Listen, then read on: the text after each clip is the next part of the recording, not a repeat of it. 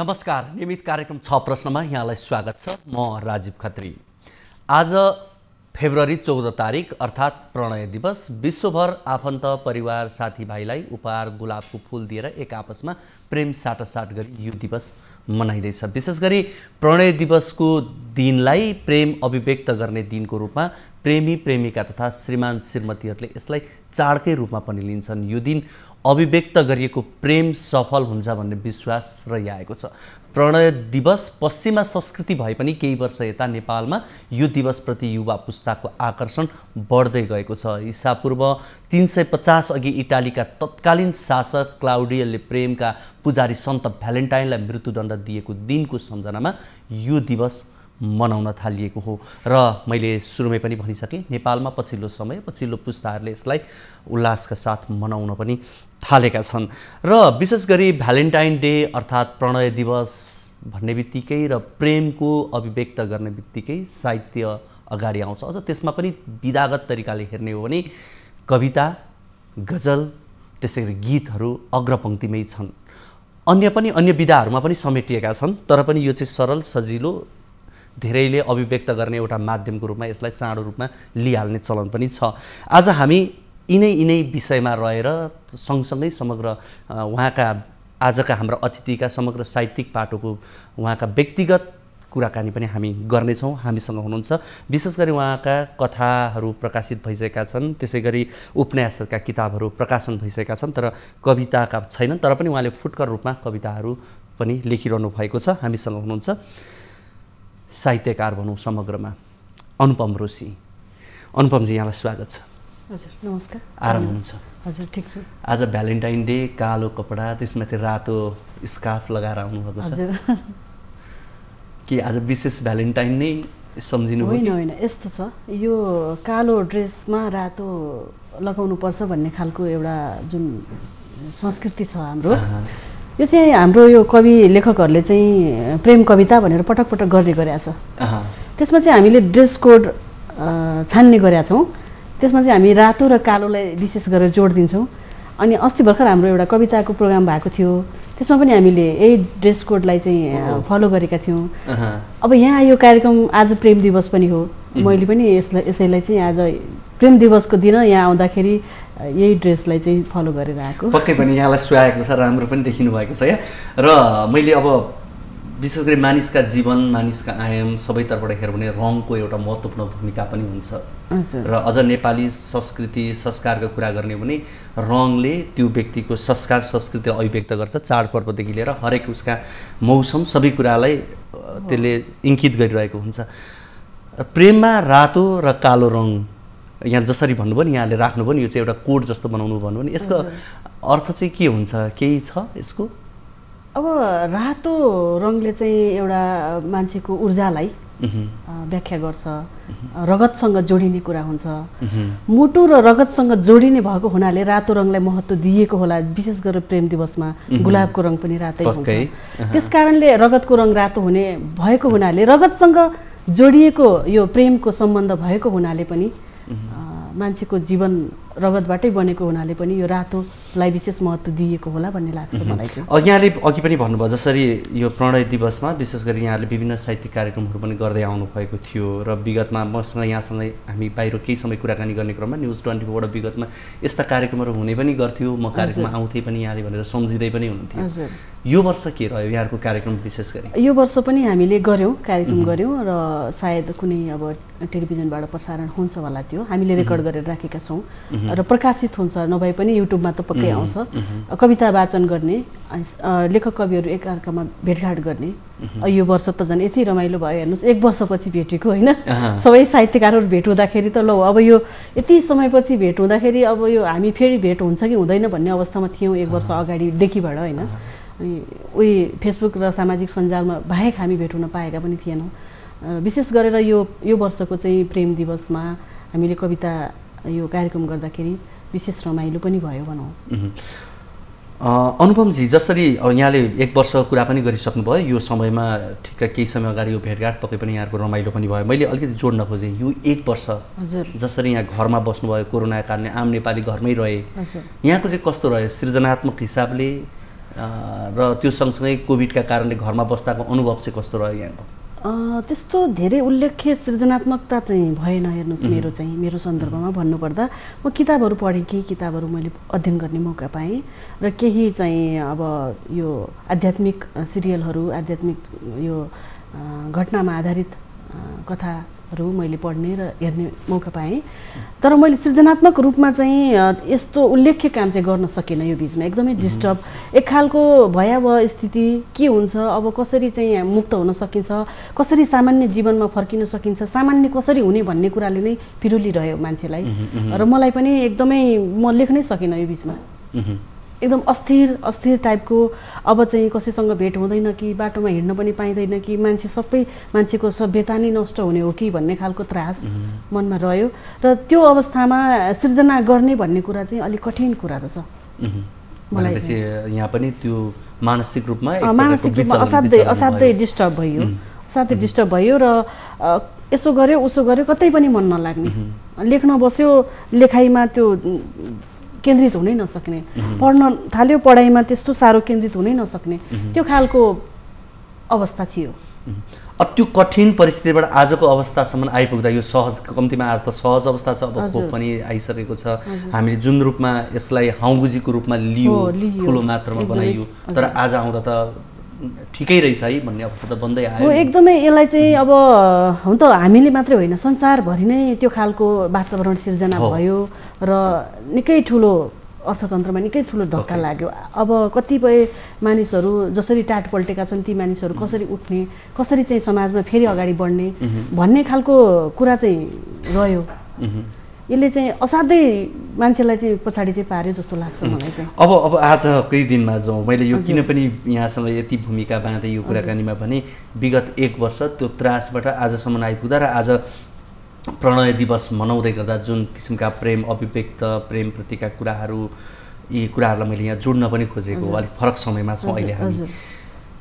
प्रेम के हो जस्तो लाग्छ यहाँलाई? प्रेमलाई कसरी लिनुहुन्छ यहाँले? यो प्रेम भन्ने चिज चाहिँ मान्छेको जीवनसँगै जोडिएर आउने चिज रहेछ जस्तो लाग्छ मलाई चाहिँ, हैन? अब विपरीत एउटा केटा र केटीको आकर्षण मात्रै नभएर प्रेम र सृष्टि सँगसँगै जोडिएर आउने चिज हुन् भन्ने लाग्छ मेरो विचारमा। मैले चाहिँ प्रेमलाई त्यसरी अनुभूत गर्छु। प्रेम नभइकन सृष्टि भएको छैन, सृष्टि यो समाज नै बनेको छैन। प्रेम छ र सृष्टि छ, प्रेम छ र समाज छ, हैन? हामी छौँ, यो संसार छ क्या। प्रेम त्यसरी चाहिँ प्रेमलाई म व्याख्या गर्छु र बुझ्छु। अब भ्यालेन्टाइन डेको सन्दर्भमा, विशेष गरी भ्यालेन्टाइन डे भन्ने बित्तिकै प्रेम दिवस, प्रणय दिवसकै रूपमा मनाइन्छ। एकजना पादरी जसलाई एउटा निरङ्कुश राजाले मृत्यु दिइसकेपछि उहाँको सम्झनामा मनाइँदै आइन्छ। पश्चिमा संस्कृति भनेर भनियो, तर पछिल्लो समय नेपालमा हेर्ने हो भने यसलाई अलिक फरक तरिकाले राम्रैसँग मनाउन थालिएको छ। कसरी लिनुहुन्छ यो कुरालाई? होइन, यो असाध्यै यो प्रेम भन्ने चिज छ नि, यो कसैको पश्चिमाको संस्कृति मात्रै होइन। यो एउटा चाहिँ चाडको रूपमा पश्चिमाहरूले यसलाई चाहिँ क्रिएट गरेर मनाउन थाले पनि यसलाई चाहिँ यो प्रेमलाई आत्मसात नगर्ने त मान्छे नै हुँदैन। त्यसमा पनि युवा युवतीलाई त यो दिन एउटा त्यसरी खुलेर प्रेम गर्न हाम्रो समाजमा त्यति साह्रो नभइसकेको अवस्था हो, होइन? हामी खुलेर प्रेम गरेर हात समातेर हिँड्ने, सजिलै हाम्रो चाहिँ सडकमै हात समातेर हिँड्ने खालको वातावरण त हामीसँग छैन। अनि आजको दिनलाई चाहिँ उनीहरूले महत्त्वपूर्ण किन मान्छन् भन्दाखेरि आजको दिन हामीले जे पनि गर्न मिल्छ, हामी चाहिँ एकअर्कामा चाहिँ प्रेम साटासाट गर्न मिल्छ, सजिलैसँग अभिव्यक्त गर्न मिल्छ भन्ने खालको मानसिकताको विकास होला जस्तो लाग्छ मलाई चाहिँ। अब यहाँको कुनै एउटा साहित्यिक सृजनाबाटै अगाडि बढौँ, अझ सजिलो होला। प्रेम सम्बन्धी यहाँले धेरै राम्रा कविता गीतहरू पनि लेख्नुहुन्छ, त्यस कारणले यो सुन्न पाइयो भने आज यो विशेष दिन अझ विशेष बन्ला। हजुर, हुन्छ, म एउटा कविता वाचन गर्छु। मेरो कविता यो मैले अस्ति त्यहाँ कार्यक्रममा पनि वाचन गरेकै कविता हो। तिम्रो उपस्थिति शीर्षक छ कविताको, प्रेम कवितै हो। विश्वास गर तिमीसँग सधैँ सधैँ भेट हुन्छ मेरो, विश्वास गर तिमीसँग सधैँ सधैँ भेट हुन्छ मेरो। कहिले समयको आँखी झ्यालमा उभिन्छौ तिमी, कहिले समयको आँखी झ्यालमा उभिन्छौ तिमी र लेख्न बस्छौ कतै नलेखिएका कथा। कहिले आँखाको कोषबाट बग्छौ र बन्छौ मोतीका दाना। म तिनै कथाहरूमा आफ्ना अनुभूतिका प्रिय पात्रहरू खोज्छु, म तिनै कथाहरूमा आफ्ना अनुभूतिका प्रिय पात्रहरू खोज्छु। म तिनै मोतीका दानाहरूलाई जोडेर सिङ्गो जीवनको एउटा माला बनाउने प्रयास गर्छु। ती अभिष्ट आँखाहरूले जबरजस्त समातेको मेरो मुटुको ढुकढुकी, ती अभिष्ट आँखाले जबरजस्त समातेको मेरो मुटुको ढुकढुकी, तिम्रो लोभलाग्दो अधरले बिस्तारै बोलेको जिन्दगीको दर्शन, नाग जस्तै बेरिएर एकअर्कामा एकाकार भएको हाम्रो आवेग, सबैसँग भेट हुन्छ मेरो। कसरी बताऊँ ती उच्चावासका सुगन्ध कहाँ कहाँ ठोकिन्छन् र कहाँ कहाँ स्पर्श गर्छन्। मेरो हरेक श्वास प्रश्वासमा कसरी तिम्रो उपस्थिति हुन्छ। हो, यसरी नै बनेका छन् मायाका घाउहरू। हो, यसरी नै बनेका छन् मायाका घाउहरू। लाग्छ आगोले पोले पनि मेटिन्न तिम्रो पदचिन्ह मेरो हृदयमा। लाग्छ आगोले पोले पनि मेटिन्न तिम्रो पदचिन्ह मेरो हृदयमा। हुनसक्छ मेरो कल्पनाको प्रेरणा बन्न आउँछौ तिमी। हुनसक्छ मेरो कल्पनाको प्रेरणा बन्न आउँछौ तिमी। या फेरि सूर्यको किरण जसरी कुनै मनपर्ने रङमा बेरिएर, या फेरि सूर्यको किरण जसरी कुनै मनपर्ने रङमा घोलिएर मेरो क्यानभासको शून्यतामा रहस्यमय रेखाले सजाउँछौ आफूलाई। र त कुनै पहाडबाट झरेको झरनाको चिसो पानी जसरी त्यो शीतल शीतल अनुभूति मेरो हृदयमा छोइन्छ। जसरी डुब्दै गरेको घाम बिहान पुनः उदाउँछ, जसरी उडेर गएका चराहरू साँझ फर्केर आउँछन्। हो, त्यसरी नै आइपुग्छौ तिमी। र त उज्यालो हुन्छ मेरो मुटुको अन्धकार। र त उज्यालो हुन्छ मेरो मुटुको अन्धकार। धन्यवाद। पक्कै पनि एकदम राम्रो यो सृजना थियो यहाँको। हामी यो कुराकानीलाई र उहाँका बाँकी सृजना पनि हामी सुन्नेछौँ। आज हामी प्रणय दिवसको यो विशेष अवसरमा पारेर हामी अनुपम रोशीसँग कुराकानी गरिरहेका छौँ। यो कुराकानीलाई निरन्तरता दिनेछौँ। यति बेला भने पालो भएको छ छोटो ब्रेकको।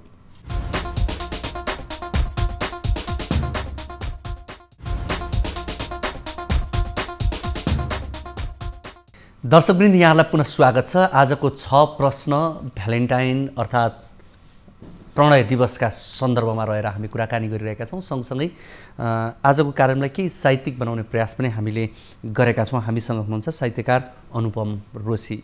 अनुपमजी, हामीले यहाँभन्दा अगाडि विश्रामभन्दा अगाडि यहाँका केही सृजना पनि सुन्यौँ। अब म थोरै यहाँसँग यहाँले जुन कविताहरू लेख्नुहुन्छ सुनाउनु भयो, अघि पनि सुनाउनु भयो। हुन त अब म कवि कथाकार आफू परिनँ, तर पनि सुन्दा एकदम मजा लाग्छ, रमाइलो पनि लाग्छ। तपाईँहरू कहाँ कहाँबाट त्यो शब्द त्यसरी मिलाएर लिएर आउनुहुन्छ हैन। र प्रेमको अभिव्यक्त जुन कविताको मार्फत यहाँले गर्नुभयो, र मैले यहाँको अलिकति अनुभव मैले सुन्न चाहेँ। एउटा उमेर पार गर्दै गर्दै गर्दै एउटा अवस्थासम्म आइपुग्दाखेरि आखिर प्रेमको परिभाषाहरू समयअनुसार फरक होलान्, फरक तरिकाले महसुस गरिएलान्। तर आज भ्यालेन्टाइन भन्ने बित्तिकै त्यो पुस्ता अलिकति बढी सम्झिन्छन्, त्यो पुस्ताले बढी सम्झिन्छन् पनि। सम्झिने र सम्झिने दुईटै कुरा त्यो पुस्तासँग, विशेष गरी पछिल्लो नयाँ पुस्तासँग जोडिन्छ। र कहीँ आकर्षणले प्रेम भइरहेको हुन्छ। अघि यहाँले सुरुमै पनि भन्नुभयो, कहीँ बुझेर प्रेम गरिन्छ, कहीँ यौनका लोभ या अन्य कुनै पनि कुराका लोभले पनि गरिन्छन् प्रेम त विशुद्ध प्राकृतिक चिज हो। हेर्नुहोस् हैन, अब जसरी गरिए पनि यो प्राकृतिक चिज नै हो। कतै आकर्षणका लागि गरिएला, कतै चाहिँ यौनका लागि गरिएला, कतै चाहिँ जीवन सञ्चालनका लागि गरिएला, समाजलाई चाहिँ गति दिनका लागि गरिएला। प्रेमको प्राकृतिक स्वरूप छ र त्यो प्राकृतिक स्वरूपलाई युवा वयमा विशेष खालको चाहिँ अब एउटा भनौँ न विशेष त्यो सक्रिय हुने युवाहरूलाई चाहिँ यो प्रेमले चाहिँ बढी आकर्षित गर्ने। किनकि उनीहरू चाहिँ अब भर्खर यो के भन्छ केटाकेटीपनबाट माथि उठेका हुन्छन् र उनीहरूलाई चाहिँ एउटा साथीको आवश्यकता हुन्छ। पहिला चाहिँ अब 12-13 वर्षमा विवाह गरिदिएर परिवारले नै त्यसको चाहिँ चाँजो पाँजो मिलाइदिएका हुन्थे। सानै उमेरमा उनीहरूले चाहिँ साथी भेटेका हुन्थे र उनीहरूलाई त्यो खालको माहौल क्रिएट गर्नुपर्छ भन्ने खालको पनि आवश्यकता महसुस हुन्थेन। अहिले के छ भने हामी 22-25 वर्ष पुग्दासम्म पनि विवाह गर्नु हुँदैन, एउटा आफ्नो खुट्टामा उभिएपछि विवाह गर्ने र मात्रै अगाडि बढ्ने भन्ने खालको हाम्रो सामाजिक संरचना छ। अनि यसले गर्दाखेरि चाहिँ युवा युवती त्यो उमेर त हो नि त होइन। जब 12-13 वर्ष पार गरेर टिनेजरमा ऊ प्रवेश गर्न थालिसकेपछि उसलाई चाहिँ साथीको आवश्यकता हुन्छ। एउटा कसैसँग भनौँ न नजिक हुन मन लाग्छ अथवा उसँग चाहिँ विभिन्न आफ्ना अनुभूतिहरू सेयर गर्न मन लाग्छ। अनेक खालका चाहिँ रसायनहरू शरीरभित्र उत्पादन भइसकेपछि उसले चाहिँ साथीको आवश्यकता महसुस गर्छ र नजिक हुन खोज्छ। यसलाई चाहिँ सामान्य रूपमा म प्राकृतिक रूप कुरा नै हो भन्ने लाग्छ मलाई चाहिँ यो। र यो चिजलाई चाहिँ युवा युवतीले आवेशमा नआइकन आवेगमा नआइकन एउटा क्षणिक आकर्षणमा नगइकन अलिकति गम्भीर ढङ्गले चाहिँ प्रेमलाई बुझ्ने हो कि होइन। क्षणिक यो उसमा आकर्षणमा आएर तपाईँको केटाकेटी नजिक हुँदाखेरि अथवा यौनको लोभमा परेर त्यसरी नजिक हुँदाखेरि विभिन्न खालका दुर्घटनाहरू भइराखेका पनि छन् होइन। अनि त्यसबाट चाहिँ वियोग हुँदाखेरि सुसाइड गर्नुपर्ने अवस्थाहरू पनि आइराखेकै छन्। त्यो खालको वातावरणलाई सिर्जना हुन नदिनका लागि प्रेम के हो? प्रेम सामान्य प्राकृतिक कुरा हो, यो सबैलाई हुन्छ र यसलाई हामीले बुझेर अगाडि बढ्नुपर्छ। यो सबैलाई हुने चिज हो। एउटा उमेरको एउटा चरणमा पुगिसकेपछि हरेक मान्छेलाई चाहिँ प्रेमको आवश्यकता महसुस हुन्छ। एउटा विपरीत लिङ्गीप्रति आकर्षण वृद्धि हुन्छ भनौँ न, बढेर जान्छ। त्यो स्वाभाविक कुरा हो र यसलाई चाहिँ के नै हो, म चाहिँ एकदमै यसमा चाहिँ के नै हुँ भन्ने खालको अथवा प्रेम के नै चिज हो पनि, ठुलै चिज पनि हो, तर त्यसलाई चाहिँ त्यसरी सस्तो रूपमा प्रयोग नगरौँ। प्रेमलाई चाहिँ सस्तो व्याख्या नगरौँ। यो चाहिँ जीवनसँग जोडिएको चिज हो। प्रेमलाई सही तरिकाले बुझ्नु पर्यो। आवेग र अलिक बढी यसमा उच्छृङ्खलताको हिसाबले हेरियो भने यसले चाहिँ दुर्घटना हुन सक्छ। जस्तो हामी कुराकानी गर्छौँ एउटा आमाले दिने प्रेम वा छोराछोरीलाई दिने प्रेम या छोराछोरीले आमा बुवाप्रति देखाउने प्रेम सद्भावका कुरा, त्यसपछि गएर अलिकति ठुलो भएपछि अघि यहाँले जसरी भन्नु विपरीत लिङ्गप्रतिको त्यो किसिमको प्रेम, प्रकृति प्रेम, आखिर यी पनि त प्रेमै हुन् नि त। सबै चिजहरू मान्छेको भावनासँग जोडिएको चिज हो।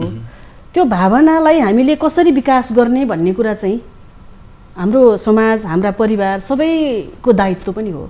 त्यो अहिलेका केटाकेटीको जुन भावना विकास भइराखेको छ प्रेमप्रति अथवा कुनै व्यक्तिप्रति जुन खालको भावनाहरू विकास भइराखेको छ त्यसलाई चाहिँ कुन रूपमा विकास गरेर लैजाने र कस्तो चाहिँ त्यसलाई दिशा दिने भन्ने खालको यो दायित्व चाहिँ सबै नागरिकहरूको हुन्छ जस्तो लाग्छ मलाई चाहिँ। अब थोरै यहाँको व्यक्तिगत कुराकानी गरौँ। यहाँले यो साहित्य सृजना जसरी यहाँका कथाका किताबहरू निस्किएका छन्, उपन्यासहरू छन्, हजुर, अहिलेसम्म कतिवटा पुस्तकहरू यहाँको आए, त्यसपछि कसरी चाहिँ यो क्षेत्रमा यो विधाहरूलाई यहाँले समात्न पुग्नुभयो, साहित्यिक क्षेत्रमै कसरी आउनुभयो?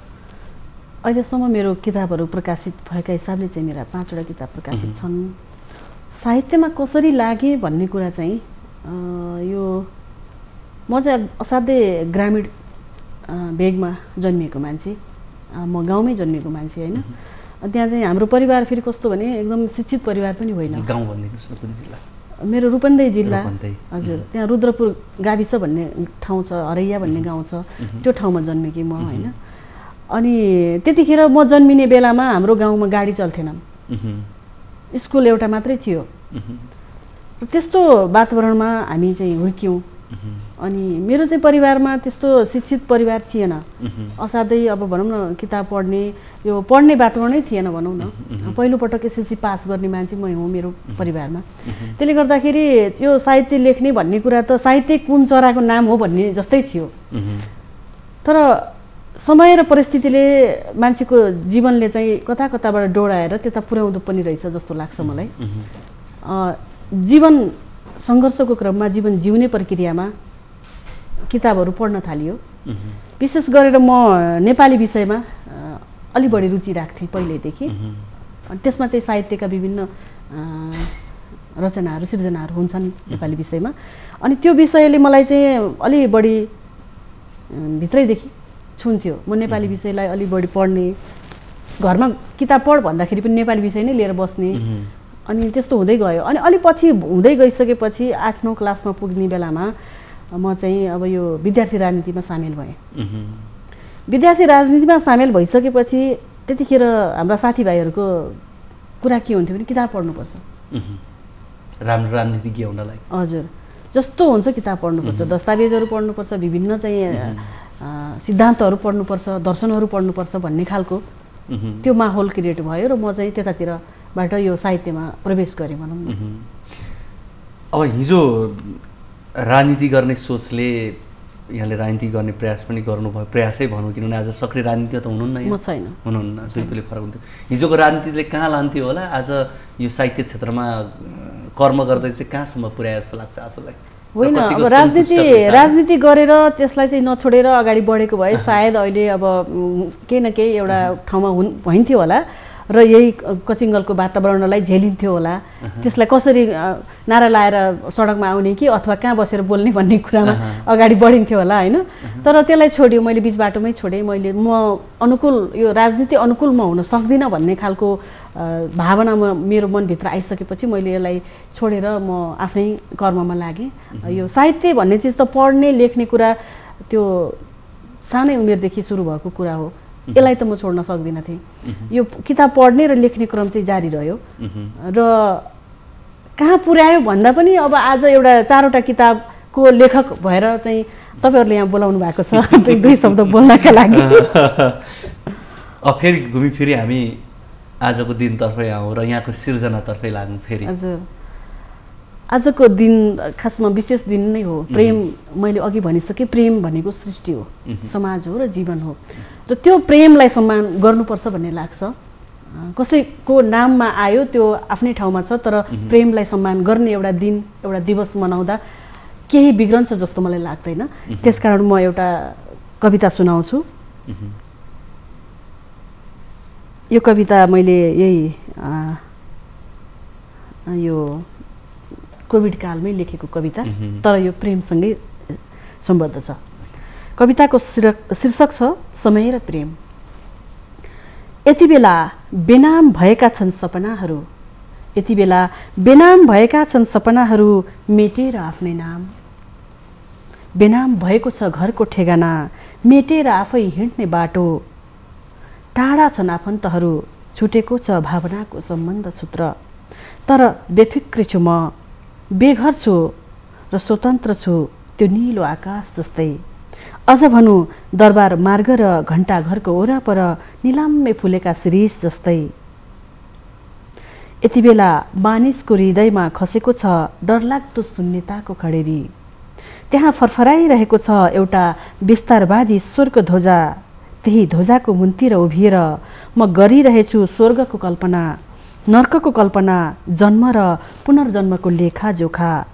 यस्तो समयमा पनि यदि तिमी मलाई भेट्न चाहन्छौ भने, यस्तो समयमा पनि यदि तिमी मलाई भेट्न चाहन्छौ भने, रोकिनु उभिनु एकछिन, रोकिनु उभिनु एकछिन र मेटाउनु आफ्नै सपनाको परिचय।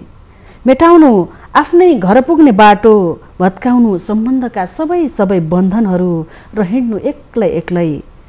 जहाँनिर पुग्दा स्वतन्त्र अनुभव हुनेछ तिमीलाई, जहाँनिर पुग्दा स्वतन्त्र अनुभव हुनेछ तिमीलाई, त्यहीँनिर भेटिनेछु म र हुनेछ हाम्रो मिलन, र हुनेछ हाम्रो मिलन। धन्यवाद।